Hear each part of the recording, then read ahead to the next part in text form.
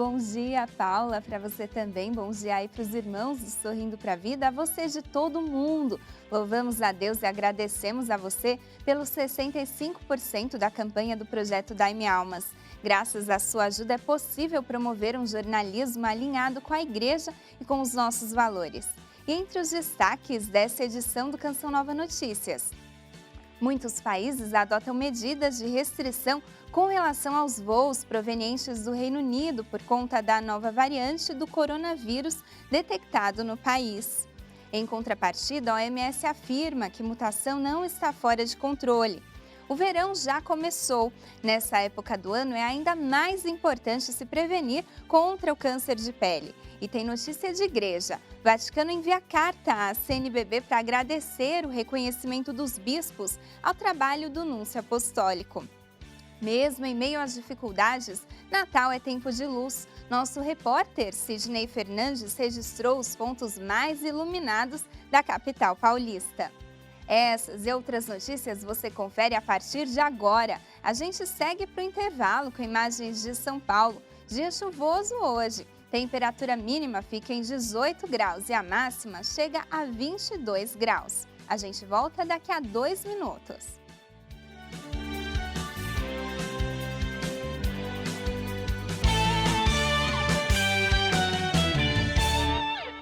O prefeito da cidade do Rio de Janeiro, Marcelo Crivella, do Partido dos Republicanos, foi preso nesta terça-feira em sua residência na Barra da Tijuca.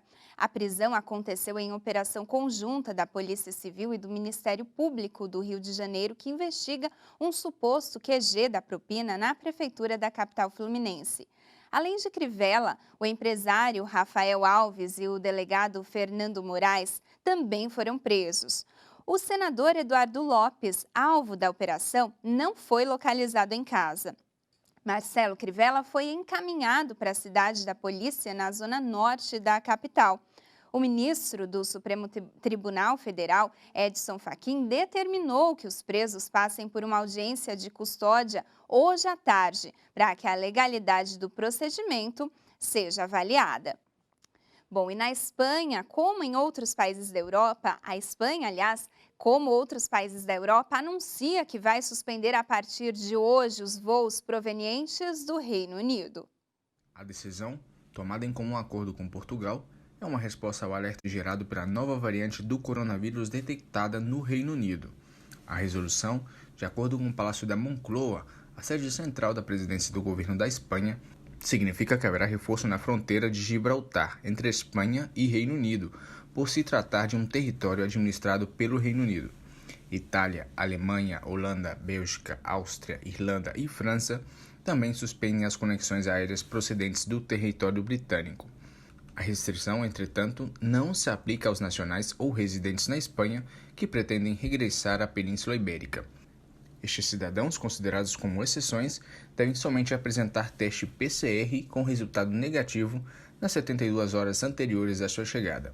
Diante do temor de uma possível expansão dessa variante da SARS-CoV-2, o ministro de Saúde espanhol, Salvador Illa, disse nesta segunda-feira que não há evidência de que se tenha detectado na Espanha até o momento. De acordo com Illa, a Espanha é o segundo país europeu que sequenciou mais variantes do coronavírus, entre 4.000 e 5.000, assegurou o ministro, afirmando que nenhuma delas coincide com a nova variante. O isolamento do Reino Unido por avião, barco e trem coincide com a reta final das negociações com a União Europeia sobre um acordo comercial para evitar uma ruptura drástica no dia 31 de dezembro, quando expira o prazo de carência acordado depois do país da União Europeia no dia 31 de janeiro. No que diz respeito à vacina, a Espanha começará a vacinação contra a Covid-19 no próximo dia 27. É verdade que é um sinal de esperança, mas como afirmou o ministro da Saúde espanhol, é preciso ter prudência e, especialmente nas festas de final de ano, limitar ao máximo os deslocamentos. Obrigada, André Peixoto, pela reportagem. Bom, e um passo a mais na direção da vacina aqui no Brasil. Anvisa certifica a Sinovac depois de inspeção de técnicos. Quem traz os detalhes deste assunto é o André Martins, ele que está ao vivo lá em Brasília. Bom dia para você, Otávio. Bom dia, Danusa. Bom dia a todos que nos assistem. É exatamente isso. A Sinovac, aí, a produtora da vacina em parceria com o Butantan aí de São Paulo, né, enviou os documentos que a Anvisa necessitava para determinar aí as boas práticas de produção, né, dos insumos e também dos materiais estéreis. Então, esses documentos foram enviados no final de semana, há alguns dias antes do prazo, que permitiu aí a Anvisa fazer o atestado de boas práticas da Sinovac, 10 dias antes do previsto. Então, agora, com esse atestado, fica mais fácil, é um passo a menos aí, ou um passo a mais, na direção da vacina, de a fábrica, né, o Butantan, poder pedir o registro aí da vacina ou até o uso emergencial. Então, a gente caminha aí o que pode acontecer é termos aí uma vacina com esse pedido de registro feito antes do final do ano, o que é muito bom. A gente acabou de ouvir aí notícias sobre a Espanha, que também se preocupa com o Reino Unido. O Brasil também já começa a tomar medidas de precaução. E ontem, um voo que veio, né, da região que veio do Reino Unido, chegou no Rio de Janeiro, e os passageiros, o próprio avião, passaram por inspeções detalhadas para evitar que essa nova variante do vírus, da Covid-19, que circula, né, na região que circula na Inglaterra, ali no Reino Unido, entre no país. Então, a temperatura foi tirada, né, os passageiros foram esterilizados, a aeronave também, os passageiros foram avisados que era para se evitar aglomerações no aeroporto até chegarem na área de imigração. E é bom lembrar que a partir do dia 30 desse mês, em portaria já publicada, os viajantes, os turistas que chegam, até os brasileiros que estiverem fora do país, estiverem retornando por via aérea, serão submetidos aí a apresentar o teste PCR para poder entrar então no país. O teste PCR tem que estar negativo a partir do dia 30 deste mês para que os viajantes por via aérea entrem no Brasil. Tudo isso para se evitar aí uma nova onda de contaminação por essa nova cepa aí, por esse novo modelo do coronavírus. Obrigada, Otávio. Daqui a pouco a gente volta a se falar, tem mais notícias repercutindo lá em Brasília. Bom, e é importante considerar que o diretor de emergências da Organização Mundial da Saúde, Michael Ryan, afirmou nesta segunda-feira que a nova variante do coronavírus não está fora de controle, mas que bloqueios adotados por diferentes países são mesmo prudentes. A OMS afirmou ainda que não existem evidências de que a nova mutação do coronavírus aumente a gravidade da doença. A líder técnica da organização, Maria Van Kerkhove, reforçou que todos os vírus passam por mutações e que cientistas de todo o mundo estão avaliando cada uma das mutações para entender sua importância. O Centro Europeu de Prevenção e Controle de Doenças também alertou que não há evidências de que essa nova cepa seja mais perigosa. Bom, plano exige que israelenses voltem à quarentena. A gente vê agora esse e outros destaques do noticiário internacional nesta terça-feira. O Estado americano aprova projeto de lei com 900 bilhões de dólares em novo alívio econômico emergencial. Esse é o principal destaque do The Washington Post. O Senado aprovou na noite de ontem um enorme pacote de gastos e enviou a medida de alívio econômico a Trump para promulgação. O pacote foi produto de intensas negociações nas 2 últimas semanas. Um dos destaques do El País foi a cena de Joe Biden tomando a vacina contra o coronavírus diante das câmeras de televisão. Aos 78 anos, o presidente eleito dos Estados Unidos recebeu a primeira dose da vacina Pfizer-BioNTech em ato público, uma forma de encorajar os americanos a se vacinarem também. O The Guardian estampa: França espera reabrir fronteira enquanto o Reino Unido planeja testar motoristas de caminhão. A França espera anunciar uma reabertura limitada de suas fronteiras para o tráfico do Reino Unido, já que o governo britânico disse que estava elaborando planos para testar todos os motoristas de caminhão. Uma fonte do governo afirmou que a suspensão de 48 horas foi uma medida de emergência para permitir encontrar soluções práticas. E o Jerusalem Post destaca: o Comitê de Constituição, Lei e Justiça aprovou uma decisão do gabinete do coronavírus exigindo que todos os israelenses retornem do exterior e passem por quarentena, independente do país de onde estiverem chegando. A partir das 14 horas de amanhã, os repatriados precisarão ficar em quarentena em hotéis de coronavírus. Até então, eles podiam passar a quarentena em casa. E a seguir, entrevistaremos uma médica que nos falará sobre a prevenção do câncer de pele. A gente fica com imagens ao vivo de Belém do Pará, lá dia ensolarado com algumas nuvens. Não deve chover. A temperatura varia entre 23 e 35 graus.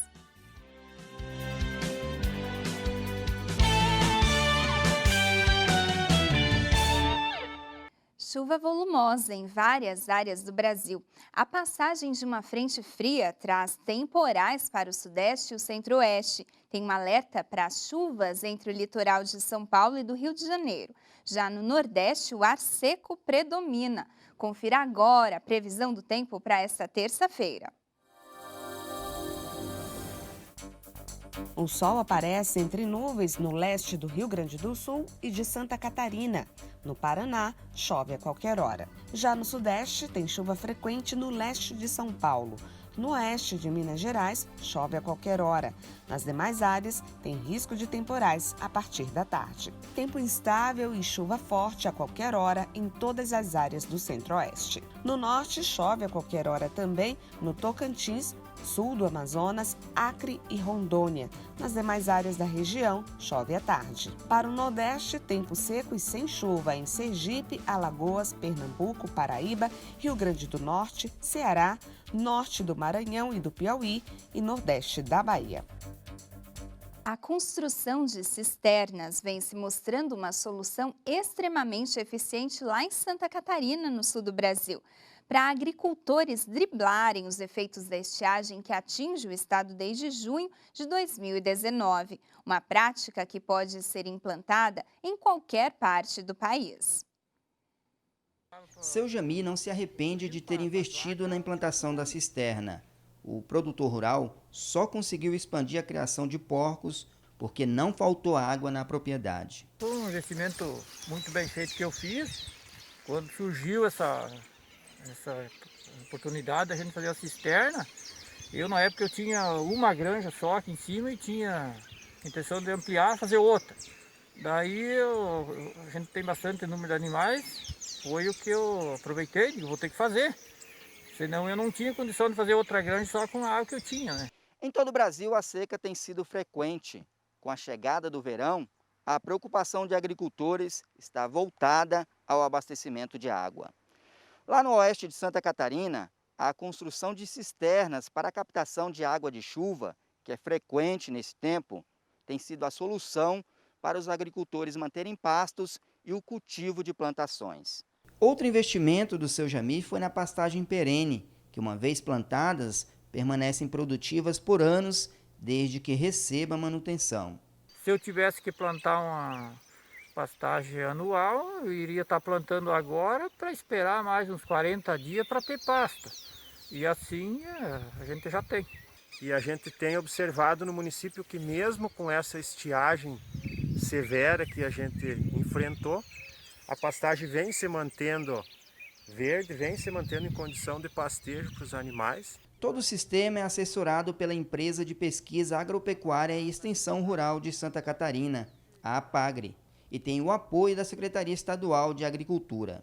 É uma cisterna com capacidade de 500 mil litros de água, né? E essa cisterna aqui que dá condições para o produtor aqui trabalhar na atividade de pecuária de leite e na suinocultura. O sistema de captação na propriedade de seu Jami deu tão certo que ele resolveu investir até no lazer. Piazada aí gosta? Sobrou água da cisterna para encher a piscina. Obrigada, Theo, pela reportagem. E a gente mostrou agora há pouco a previsão do tempo. Com a chegada do verão, o sol fica mais forte. Por isso, os dermatologistas fazem um alerta sobre o câncer de pele, através da campanha Dezembro Laranja. O câncer de pele é o mais comum e representa quase 30% de todos os tipos de câncer. O Instituto Nacional de Câncer, o INCA, estima que 185.380 novos casos de câncer de pele, melanoma e não melanoma devem surgir entre 2020 e 2022. A gente recebe hoje a dermatologista do Hospital São Camilo, doutora Silvana Cog, para bater um papo a respeito do câncer de pele. Bom dia, doutora, seja bem-vinda à TV Canção Nova, ao Canção Nova Notícias. A gente já começa com uma pergunta. Quais os fatores que favorecem, portanto, o câncer de pele? Qual a diferença do melanoma e para o não melanoma? Os fatores que favorecem o câncer de pele é a exposição solar, né? Principalmente pela radiação ultravioleta.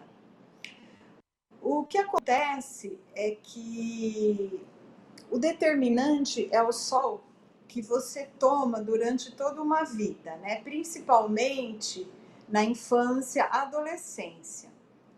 Isso daí é um fator que predispõe você a ter câncer de pele, além da sua genética, né, do histórico familiar, o tipo de pele clara, cabelo claro, olhos claros, né? E o acúmulo de radiação ultravioleta tomado durante toda a vida, principal fator. A diferença entre melanoma e não melanoma é que os outros cânceres de pele que a gente chama de não melanoma são câncer de pele menos agressivo, raramente dão metástase, né? Que são o carcinoma basocelular, que é o mais comum, e em segundo lugar, o carcinoma espinular. O paciente sempre relaciona uma ferida que não cicatriza, uma mancha estranha, uma espinha que nunca sai. Então, qualquer fator que aconteça tem que pedir uma avaliação para o dermatologista. Enquanto isso, o melanoma maligno, ele é um câncer que vem, na maioria das vezes, de uma pinta que se altera. É isso que acontece. E como tratar do câncer de pele? A pandemia tem impactado, seja no tratamento, seja na prevenção? Olha, o câncer de pele, o tratamento mais importante é o diagnóstico e o tratamento cirúrgico. Existem alguns imunomoduladores tópicos que também podem ser usados, mas a cirurgia é um recurso que a gente utiliza bastante. Cirurgia, crioterapia, e os imunomoduladores. As pessoas com menos sol, porque elas não estão assim, né? O impacto seria que muita gente que tinha uma programação de tirar o câncer de pele está deixando para depois e está acontecendo um aumento das lesões, né, do câncer de pele. Em compensação, alguns estão recolhidos e com aparecimento de menos câncer de pele. Então, há um balanço nisso. Da Silvana, por sua participação, pois é importante se cuidar. E a seguir tem notícia da Igreja. Vaticano envia carta à CNBB para agradecer o reconhecimento dos bispos ao trabalho de Dom Giovanni Daniello. A gente fica aí com imagens ao vivo de Aracaju. Lá tem sol com algumas nuvens, os termômetros oscilam entre 23 e 31 graus.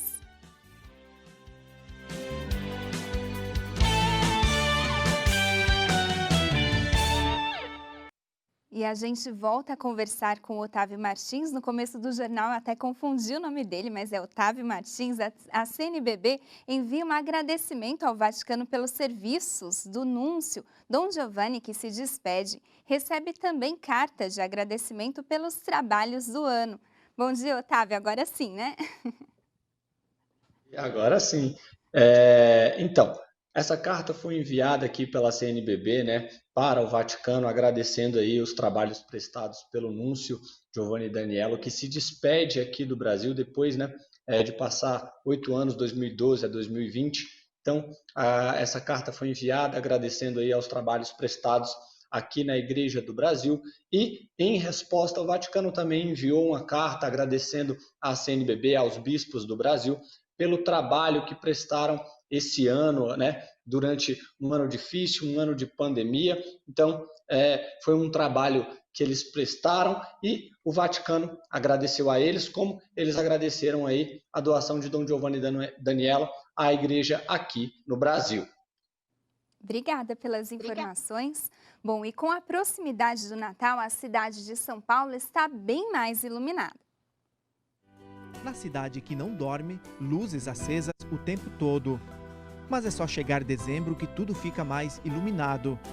A tradicional árvore de Natal do Ibirapuera, neste ano, mudou de endereço.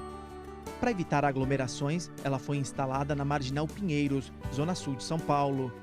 Com 46 metros de altura, 17 de diâmetro e projeção em 360 graus, ela pode ser vista a uma distância de 10 quilômetros. Da zona sul para o centro da capital, o antigo prédio do Banespa, um dos mais altos do país, ficou com cores vibrantes. Mas é bem aqui, no pátio do colégio, berço do nascimento da cidade de São Paulo, que foi montada a cena do nascimento do menino Jesus.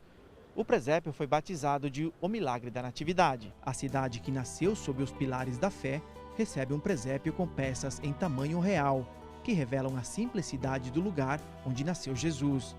Essa família ficou maravilhada. A encarnação do menino de Deus que veio viver entre nós, ser um de nós. Tá faltando isso, ó, Jesus, né, na vida das pessoas. Então, eu achei super importante.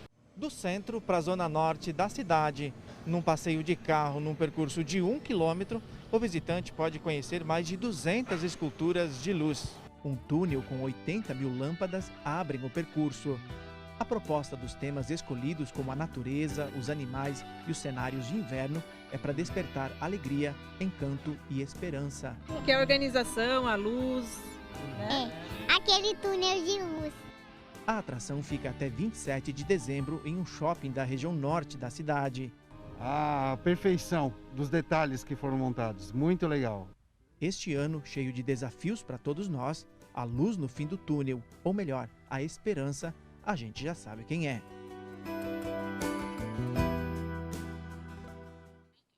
Que bonito, né, gente? É assim, a gente se despede. Continue informado acessando noticias.cançãonova.com, nosso Instagram, @cnnoticias, e mais tarde acompanhe o Canção Nova Notícias, segunda edição, às 6h45 da noite. A gente termina essa edição com imagens do Santuário de Caravaggio, em Farroupilha, no Rio Grande do Sul. Lá faz sol, mas tem previsão de pancadas de chuva de manhã e muitas nuvens à tarde. À noite, o tempo deve ficar firme. Agora tem Cantinho da Criança. Um bom dia para você.